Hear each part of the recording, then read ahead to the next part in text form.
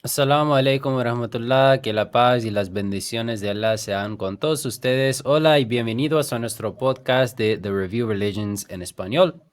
Este año, las festividades principales de las tres grandes religiones monoteístas abrahámicas coinciden en las mismas fechas. Tenemos el Pesaj de los judíos, la Pascua de los cristianos y el Ramadán de los musulmanes. Esta convergencia de las fechas ocurre aproximadamente cada 35 años por las diferencias entre los calendarios. Y bueno, para los que no saben, el Pesaj conmemora la historia bíblica del Éxodo, donde Dios liberó a los israelitas de la esclavitud en Egipto. La Pascua es el momento del año en que los cristianos celebran la resurrección de Jesús tras ser crucificado en la cruz, y probablemente es la ocasión más celebrada o más importante en el calendario cristiano.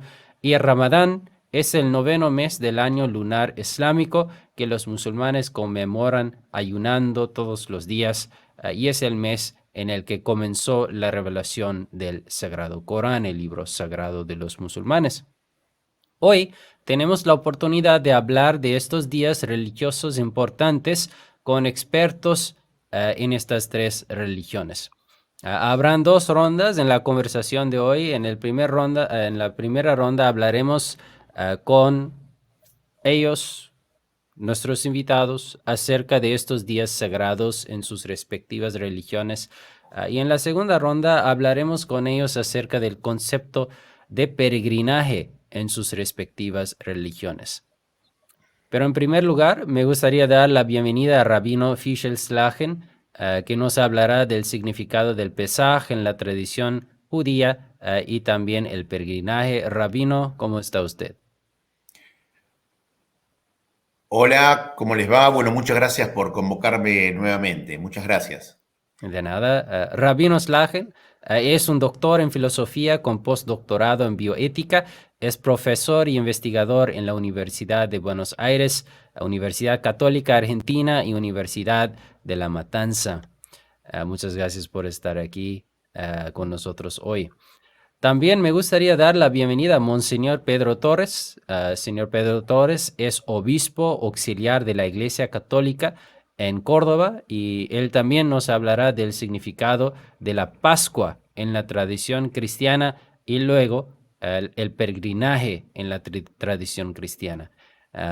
Obispo, muchas gracias por estar aquí con Hola a nosotros hoy. todos, que la paz del Señor esté con cada uno de ustedes. Shalom, shalom. Un gusto y agradezco esta invitación en este tiempo tan especial de ayuno y oración que estamos también celebrando todos. Muchas gracias. Y por último, me gustaría dar la bienvenida al imam Marwan Gil, quien es un misionero de la comunidad musulmana Ahmadía y también presidente de la comunidad musulmana Ahmadía en Argentina. Él nos hablará del significado de Ramadán en la tradición islámica, así como la idea del peregrinaje en el Islam. Marwan Gil, muchas gracias por estar aquí con nosotros hoy. Gracias, assalamu alaikum, shalom y la paz sea con ustedes. Muchas gracias. Pues primero empezaremos con el Pasaj o el Pesaj en la tradición judía. Rabino, ¿qué puedes decirnos acerca del Pesaj en su tradición? ¿Por qué es importante? ¿Cómo se celebra? ¿Y qué querías decir a los demás que tal vez no son judíos? ¿Cómo deben de ver ese día?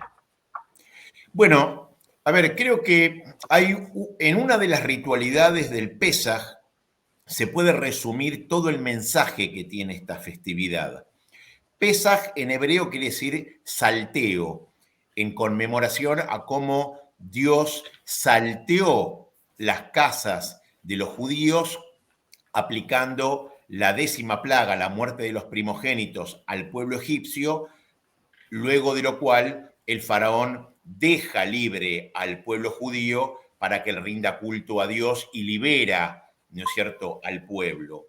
Ahora, esta ritualidad a la que yo me refiero se trata de las 4 copas de vino preceptuadas que se beben en la cena de Pesaj y se relaciona justamente con las 4 expresiones libertarias de la esclavitud en Egipto. Vemos que en Éxodo capítulo 6, versículos 6 y 7, Dios dice, yo sacaré a ustedes, los salvaré, los redimiré, yo los tomaré como pueblo para mí.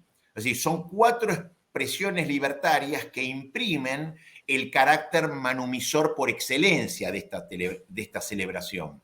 Y acá lo importante es que 3 de aquellas 4 expresiones libertarias refieren al hacer de Dios para con el hombre, pero en la última, cuando dice, yo seré Dios para ustedes y sabrán que yo soy el Señor, el Dios de ustedes, refiere justamente al hacer del hombre para con Dios. Es decir, frente a lo que realiza Dios para con Israel, se impone sobre Israel el deber de ser su pueblo, aceptándolo, cumpliendo con su voluntad, es decir, viviendo bajo su ley.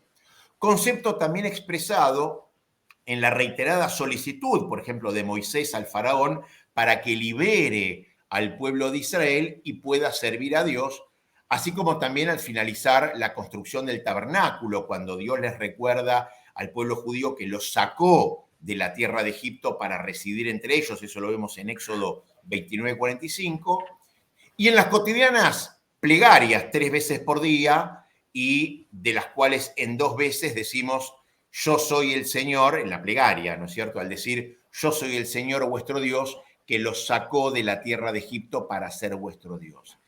Y con esto básicamente vemos la esencia de esta festividad, que es que la liberación no se reduce a la salvación física de la esclavitud del pueblo de Israel, abandonándolo luego a sus pulsiones, a sus tendencias, a sus intereses, sino que posee además un carácter redentor, sometiéndolo a Dios mediante una ley que libra o que los libra, ¿no es cierto?, al ser humano y al pueblo en su conjunto, del dominio de otros, pero también del dominio de sí mismos. Es decir, la libertad aquí no es un medio, sino que es un fin, transformando la salvación física en redención.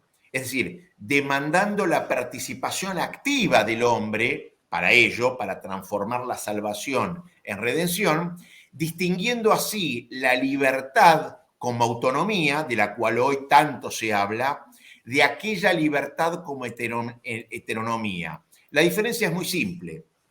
En la libertad como autonomía, el valor reside en la conducta del sujeto no condicionada por otros, pero aún sometido a sí mismo, a sus deseos, pulsiones, tendencias, incluso su propia razón. En la segunda, la libertad heterónoma, justamente enfatiza en la voluntad del sujeto no condicionado ni siquiera a su naturaleza, recibiendo el valor en la conducta obligada del sujeto por una ley trascendente. Entonces, la salida de Egipto, el éxodo, esto que se recuerda en el Pesaj, es haber justamente recibido el yugo celestial, ¿no?, el de la Torá y de sus 613 preceptos, cuya aceptación nos libra de toda esclavitud física, desiderativa, pasional y racional. Y esta diferencia entre el sentido más primitivo y animal de libertad, es decir, la autonomía, respecto del sentido más humano y redentor, la heteronomía, también la ha manifestado, por ejemplo, Itzhak Abarbanel, en una era donde los judíos eran perseguidos, forzados a la conversión y asesinados, donde santificaron el nombre de Dios en público, afirmando justamente la observancia de la Torá sin adoptar cultos extraños. Cuando Abarbanel pregunta, ¿y qué ganamos en definitiva con la salida de Egipto? Y la respuesta es simplemente que de no haber salido, no hubiéramos estado en el monte Sinaí y por ende tampoco hubiéramos recibido la Torá y sus preceptos, a partir de lo cual nos liberamos aún en las circunstancias más acuciantes, y estoy hablando incluso luego en la modernidad, estando en los campos de exterminio nazi, ¿no es cierto?, intentando siempre cumplir con la preceptualidad y la liturgia de Pesaj, quizá en situaciones peores que las de aquellos judíos que estuvieron en Egipto, pero que en definitiva entendieron que la más humana y excelsa libertad, que es la heterónoma, es la que otorga la posibilidad de render culto a Dios, aceptándolo y cumpliendo la ley de la Torá. Por eso que ya para concluir, Pesaj no es algo simbólico, no es algo sentimental, tampoco es un recuerdo histórico como si fuera un bien nacional. Es un presente viviendo acorde a preceptos particulares durante 7 días en Israel y 8 en la diáspora, y cuyo mensaje hoy más que nunca revela justamente la vigente crisis del individuo hipertrofiado de autonomía, pero esclavizado a su propia animalidad, negando la trascendencia que posibilita esa dimensión humana y su más maravillosa libertad.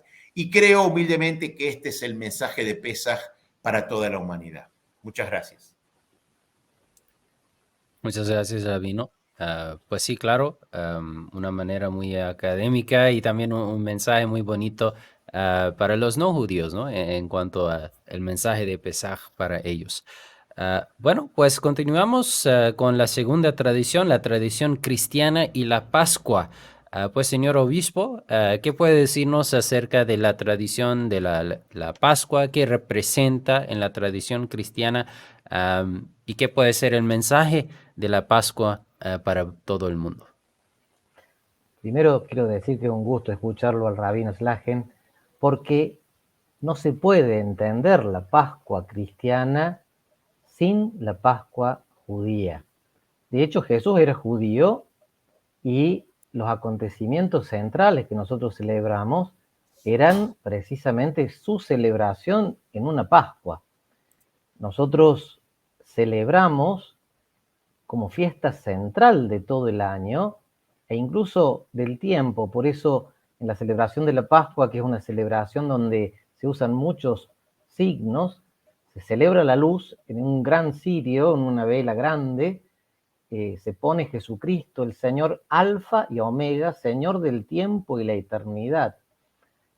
Celebramos precisamente que la liberación que Dios comenzó en Egipto se lleva a un nivel nuevo, liberándonos del pecado, porque Dios solamente puede perdonar el pecado, y de la muerte, que es el enemigo, la pregunta, el límite que todos tenemos que afrontar.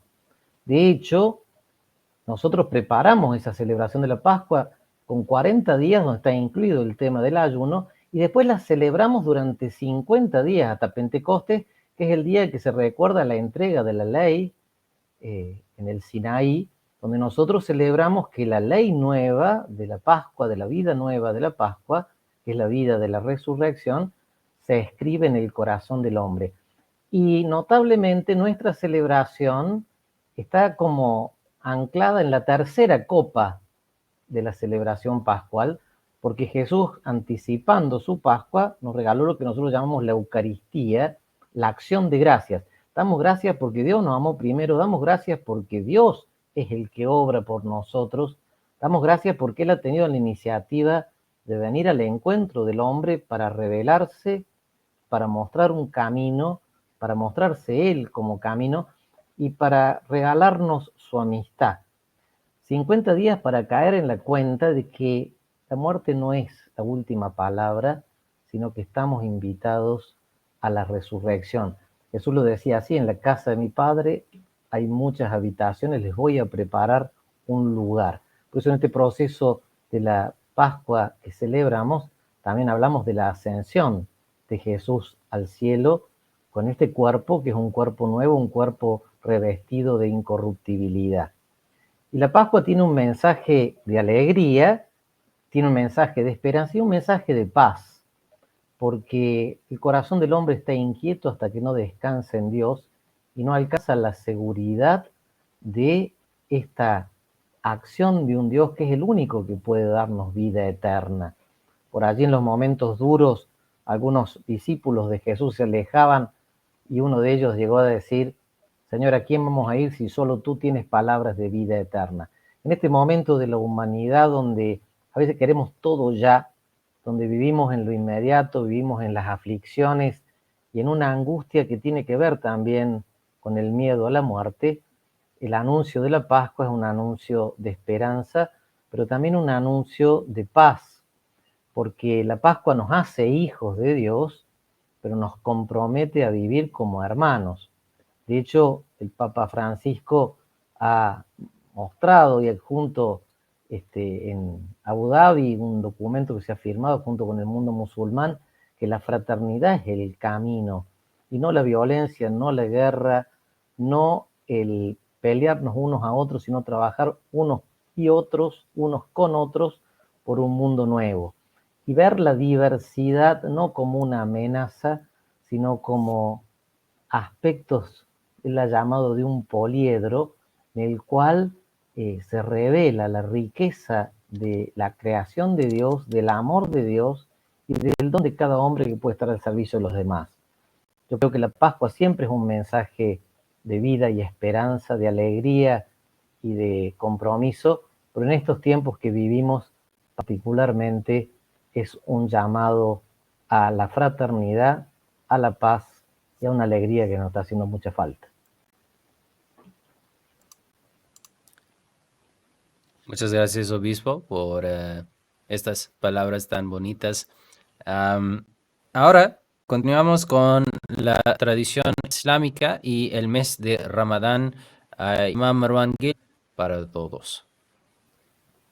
Sí, Ramadán es el 9º mes del calendario islámico, que es un calendario lunar, y por lo tanto tenemos conforme el calendario solar o el calendario gregoriano que usamos en el occidente siempre una rotación de más o menos 10 días cada año. Y justo ese año es un año muy especial que cayó la fecha de Ramadán durante los mismos días como las celebraciones de Pesaj y Pascua. Ramadán, literalmente en árabe, significa un calor o algo ardiente, algo caloroso. Y ilustra, refleja el estado de los creyentes o el estado que los creyentes deben sostener y sentir durante este periodo, durante este mes. Es decir, que deben sentir un calor, un entusiasmo ferviente, ardiente en sus corazones para encontrar y recibir el amor, el placer del Ser Supremo de Allah. Y hablando también justo en el marco de un diálogo interreligioso, cuando Dios prescribe a los musulmanes el mandamiento de ayunar durante este mes, hace incluso una referencia a los pueblos, a las religiones anteriores, y dice que a los musulmanes fue prescrito el ayuno como el ayuno ya fue prescrito a los pueblos anteriores. Y luego viene o concluye ese mandamiento con un mensaje muy importante que requiere una reflexión más profunda, porque el ayuno no es el propósito o el fin en sí, sino que el ayuno durante el Ramadán es un medio para lograr algo, para llegar a tu destino. Y el destino es, como explicado en el versículo del Corán, para que el creyente obtenga o alcance la piedad, la rectitud y el temor de Dios en su corazón. Es decir, para que él logre la propia reformación. Por eso incluso dijo el profeta Mohammed, la paz sea con él, que el ayuno es un escudo contra los pecados, actos de inmoralidad, cosas vanas y contra tu propio ego. Es un lugar de refugio. En otras palabras, dijo también el profeta Mohammed, la paz sea con él, si una persona está ayunando y se abstiene de comida y de bebida, pero no se abstiene de mentiras, de insultos, de mala conducta, entonces Dios no aceptará su ayuno. Es decir, en resumen, que la forma, o según el Islam, nosotros nos abstenemos desde el amanecer hasta el atardecer durante todo el mes de Ramadán, todos los días, de comida, de bebida y de relaciones sexuales.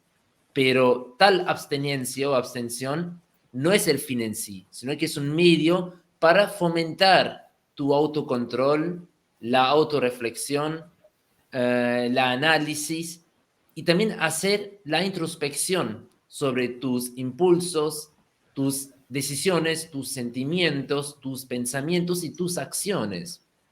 Por eso dijo el profeta Mohammed, la paz sea con él, que si el ayunante pasa todo el mes de Ramadán Y luego agrega 2 condiciones: cumpliendo con los requisitos de la fe y realizando constantemente una autorreflexión, entonces Dios lo perdonará sus pecados anteriores. Pero como ya expliqué, hay 2 condiciones: cumplir con la fe y constantemente hacer esa introspección, esa reflexión. Y por otro lado, también el mes de Ramadán, obviamente, es también estrechamente vinculado y conectado con la revelación del Sagrado Corán.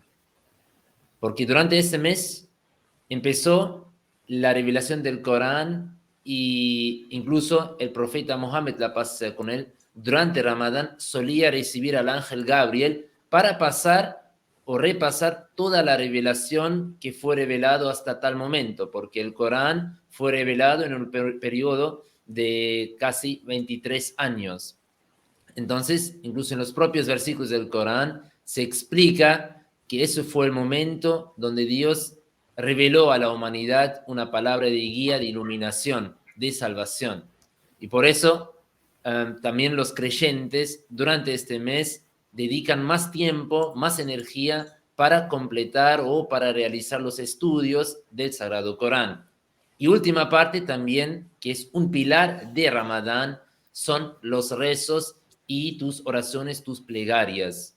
Cerca de la fecha de Ramadán y al ayuno, Dios dice en el Corán que estoy cerca, ¿sí? Y es algo muy profundo, muy sabio, que justo en el marco de Ramadán Dios nos está anunciando que Él está cerca y escucha nuestras plegarias. Entonces consideramos que también es un momento para abrir tu corazón, que Dios entre en tu vida, en tu corazón, y para que un creyente pueda, si incluso él falló o fracasó durante el año, entonces que tenga ese momento, este mes, para volver a Dios, para arrepentirse y empezar una nueva vida espiritual. Y en resumen se puede decir y concluir, sintetizar, que Ramadán es la cima en la vida, o la cima moral y espiritual en la vida de un musulmán. Muchas gracias. Sí, y muy interesante.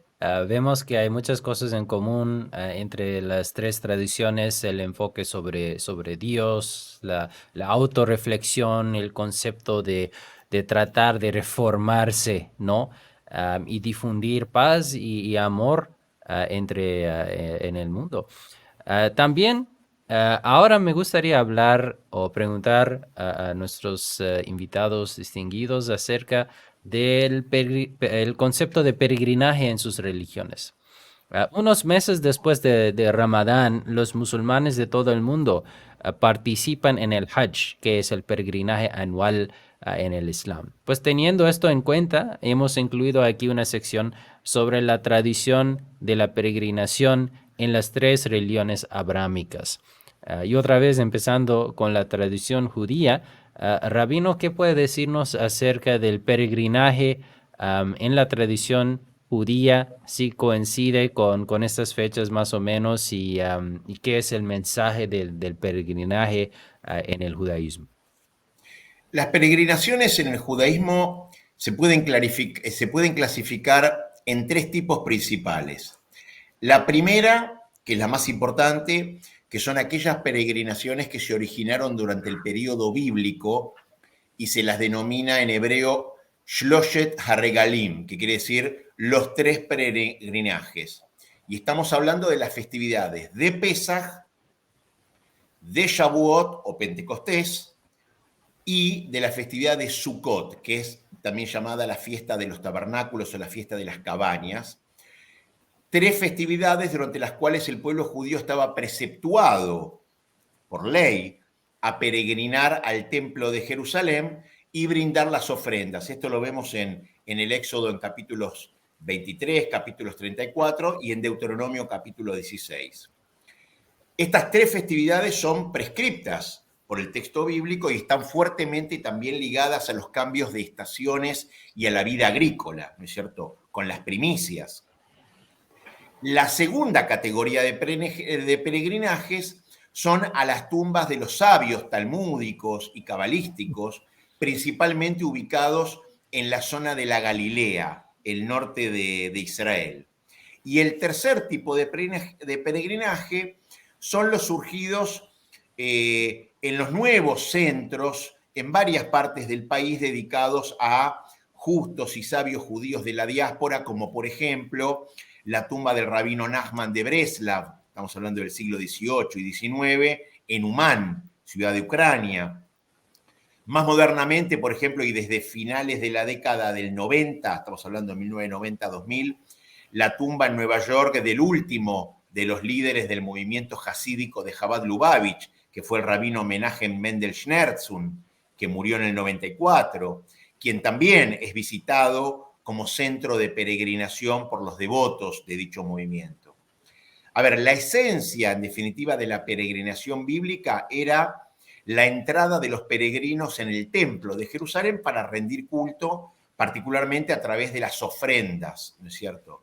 Ahora, después de la destrucción del templo, de la última destrucción del templo, aproximadamente en el año 70 ya de la era común, la peregrinación a Jerusalén continuó, pero ya a lo que se llama el Muro de los Lamentos, que es lo único que sobrevivió de la destrucción de ese templo, que es el Muro Occidental, y el cual se convirtió básicamente en el símbolo de la continuidad histórica judía, recordando justamente la tragedia de la destrucción, la dispersión, así como también la esperanza de los exiliados de regresar a la tierra de Israel. Otros sitios relacionados, por ejemplo, con el periodo bíblico, que se han convertido gradualmente en centros de peregrinación, uno de los más venerados es la llamada Ma'arat HaMachpelah, que quiere decir la cueva de las tumbas dobles, en Hebrón, en la ciudad de Hebrón, terreno que el mismo patriarca Abraham compra para ser inhumado él mismo y su familia allí, lo vemos en el Génesis, el capítulo 23, y donde se encuentran las sepulturas de los patriarcas y de las matriarcas como Abraham y su esposa Sará, Isaac y su esposa Rivka, Jacob y su esposa Lea, y según una narración tradicional, también allí se encuentran inhumados Adán y Javá, es decir, Adán y Eva, por cuanto al morir Sará, esposa de Abraham, en Génesis 23:2, dice que murió en Kiriat Arba, que es Hebrón, y Arba es 4, denotando, en hebreo Arba quiere decir 4, denotando que son 4 las parejas inhumadas allí, y por eso se le agrega justamente la pareja de Adán y Javá.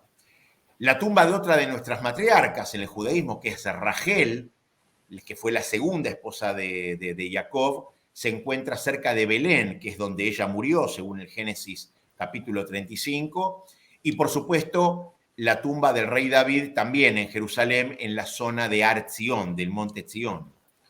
Un segundo centro de peregrinajes es el que se desarrolló, como dije antes, en la Galilea, en la ciudad de Safed, de Tzfat y en Tiberíades, en toda la zona de Tiberia, donde vivieron y fueron enterrados muchos sabios talmúdicos durante el siglo I al siglo V y muchos cabalistas también, particularmente del siglo XVI. Las primeras peregrinaciones a estos últimos lugares datan del siglo XIII. El sitio más famoso en este sentido es la tumba del rabino Shimon Bar Yochai desde el siglo XVI, que es una figura posbíblica del siglo II, que es la más venerada en la tradición popular judía. Shimon Bar Yochai, como dije, vivió durante el siglo II, fue uno de los eruditos más importantes a quien se le atribuye el Zohar, que es el escrito cabalístico más importante de la literatura mística judía. También está la tumba del rabino Shimon, justamente de Shimon Bar Yochai, justamente en Har Merom, en el monte de Merón, y de su hijo Eleazar, que están enterrados en el mismo lugar, donde una vez por año, en Lag BaOmer, el 33 del Omer, es decir, el día 33 luego de Pesaj, se hace toda una festividad allí, en ese mismo lugar, ¿no es cierto? Un lugar anexo también en la misma zona es la tumba del rabino Meir Baal Hanés, es en Tiberíadas, otro distinguido erudito del siglo II, y es el tercer sabio más mencionado en los textos de la ley oral. En fin, los peregrinos visitan en las fechas anuales apropiadas todos estos centros de peregrinación, realizando diferentes actividades devocionales que frecuentemente llevan un par de horas y tienen una orientación más específica y cuyos rituales están formalmente normalizados. Para terminar, podemos decir que se considera que todas las peregrinaciones a estos mencionados santuarios, tanto el Muro de los Lamentos, tumbas o sinagogas inclusive, donde estuvieron grandes sabios y grandes justos en el judaísmo, ya sea durante las principales festividades anuales o en otras ocasiones, son consideradas una buena oportunidad para rogar a Dios por el mérito de estos sabios y de estos justos, para que Dios nos conceda el cumplimiento de nuestras oraciones. Muchas gracias, Rabino. La segunda tradición es la tradición cristiana. Señor obispo, ¿qué puede decirnos acerca del peregrinaje en la tradición cristiana alrededor del mundo y la esencia y el mensaje de estos peregrinajes? Hay muchísimo en la buena noticia de Jesús en los evangelios sobre el tema de la peregrinación, pero es principalmente el evangelio de San Lucas el que hace referencia a que Jesús mismo peregrinaba a Jerusalén cumpliendo con la ley ya desde niño, y él estructura todo el relato, que tiene 2 libros, el Evangelio y lo que llamamos el libro de las actas o de los hechos, como una peregrinación. Incluso dentro del mismo texto, María se la presenta como peregrina a la casa de su prima Isabel, ya con el niño en gestación, y toda la vida de Jesús él la estructura como una peregrinación a Jerusalén y de Jerusalén al cielo. En ese sentido, la peregrinación para nosotros siempre es un gesto, un hecho que nos recuerda que somos peregrinos en esta vida, que caminamos en el tiempo hacia la eternidad. Esta actitud de peregrinar como un modo de hacernos conscientes de nuestra verdad ha estado presente siempre en la tradición de la Iglesia, particularmente hacia Jerusalén y luego hacia Roma. De hecho, hay una visita que han hecho los obispos siempre, se llama Ad limina apostolorum Petrus, que es a los umbrales de la tumba de Pedro. Pero a lo largo de los siglos, la Iglesia ha peregrinado también a los santuarios. En Europa es famoso el Camino de Santiago. Digo esto del camino, el primer nombre con que se conoció a los seguidores de Jesús fue los del camino.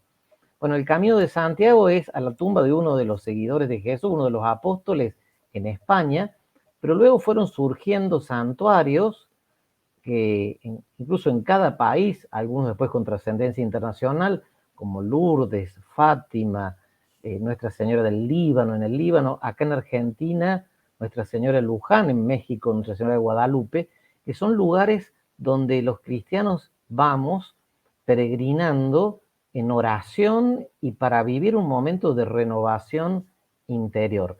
De hecho, en la liturgia de nuestra Pascua, en la Eucaristía, tenemos gestos de peregrinación, 3 prácticamente marcados por el rito, para incluso en pequeño recordar en cada celebración eucarística que somos peregrinos en esta vida hacia la casa del Padre.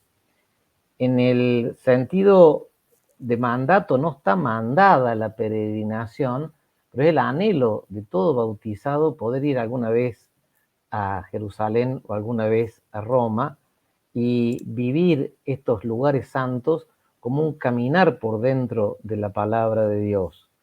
En este sentido, han sido también algunos santos, mismo Francisco de Asís, que peregrinó en su tiempo a Jerusalén, testimonios de que en el camino uno no va solo, descubre esa cercanía de un Dios que camina con nosotros y que así como acompañó al pueblo de Israel en el desierto, nosotros decimos que la nube hacía sombra al pueblo en el desierto, bueno, es el Espíritu que nos regala Jesús en su Pascua, el que camina y nos enseña a caminar, y en el camino también nos invita a la solidaridad.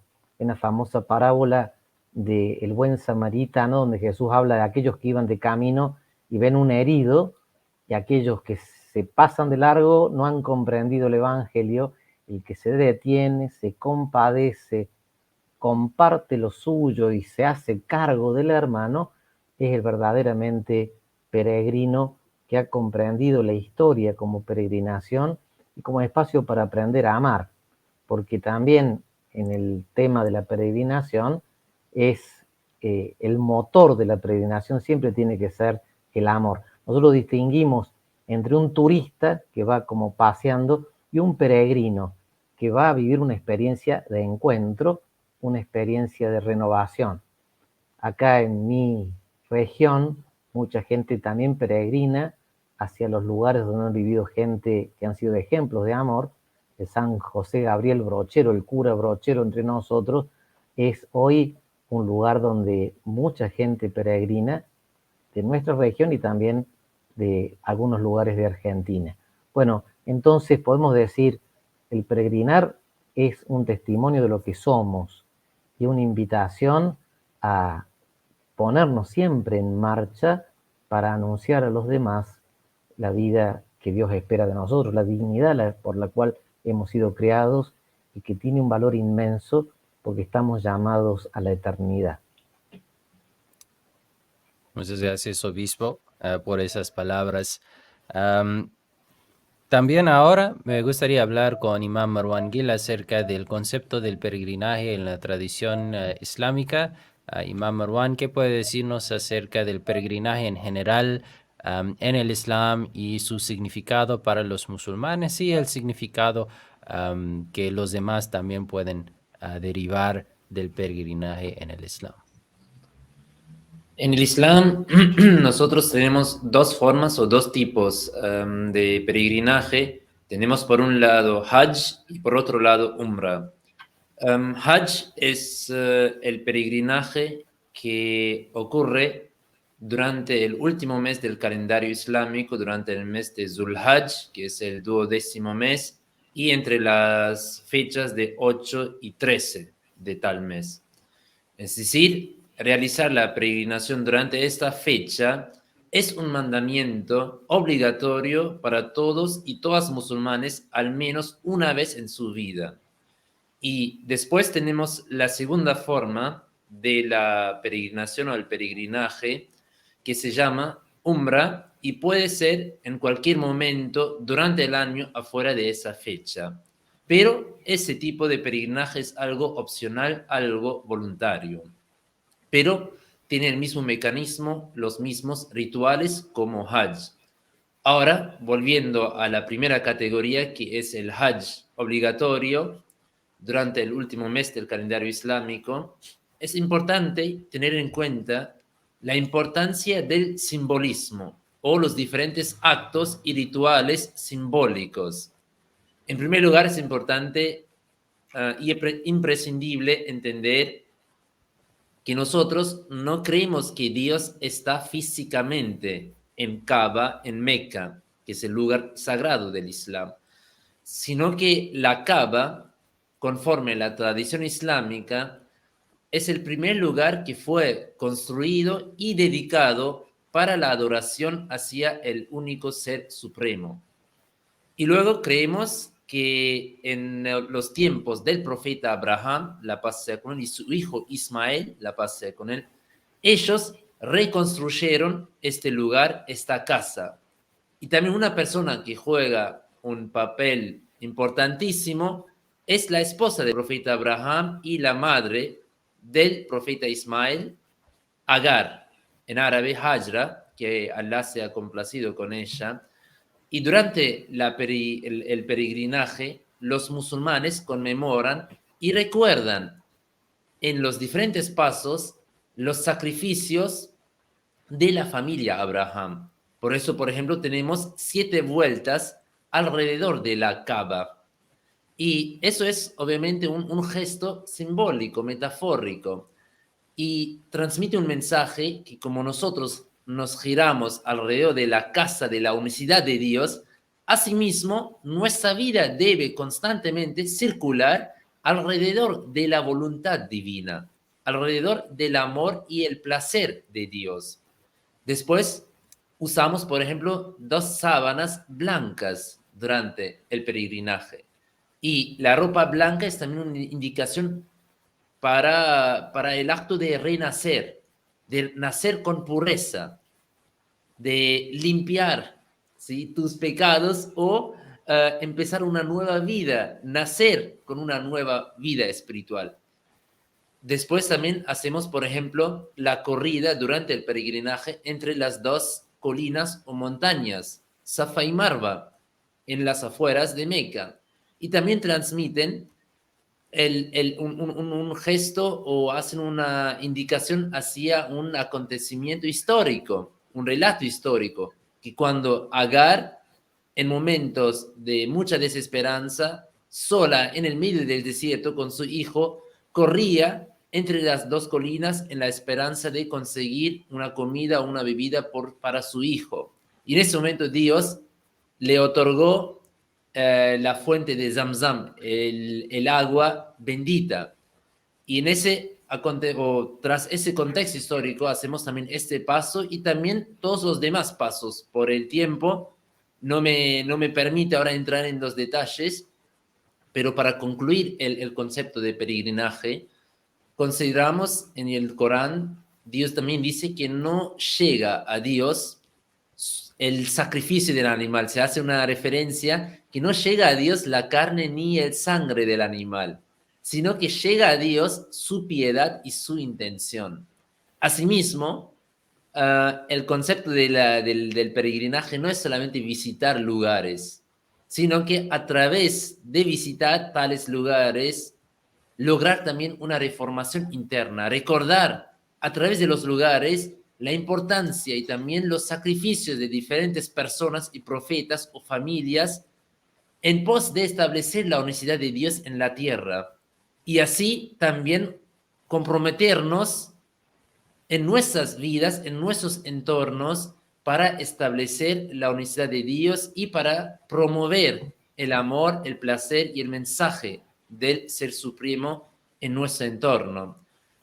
Y para terminar, creo que es importante también que un mensaje para los musulmanes, no tomar el peregrinaje como el fin en sí.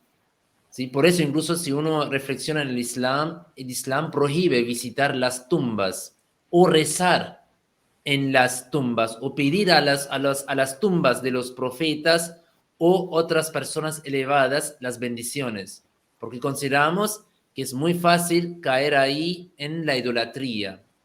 Y es importante recalcar siempre el mensaje de la unicidad. Entonces, cuando un musulmán incluso hace el peregrinaje a Meca o besa la piedra negra, la piedra sagrada, tiene que tener en cuenta que esa piedra es una piedra como cualquier otra piedra.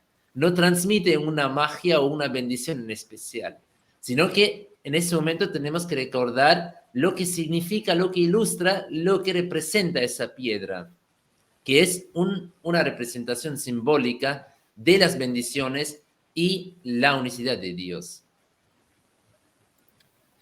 Muchas gracias a usted, Marwan, y a todos los panelistas. En nombre de la revista Review Religions en español, me gustaría agradecer a todos nuestros panelistas de hoy por su valiosa participación, por sus palabras. Estoy seguro de que ha sido muy educativo para nuestros escuchadores.